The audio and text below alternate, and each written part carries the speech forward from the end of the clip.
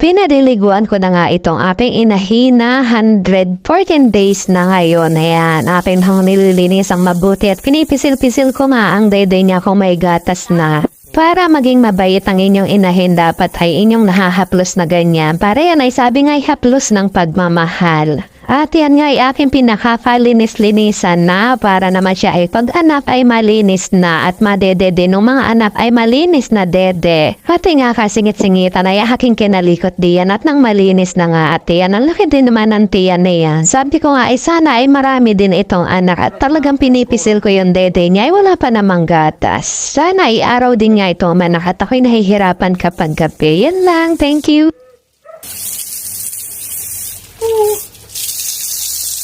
Diba?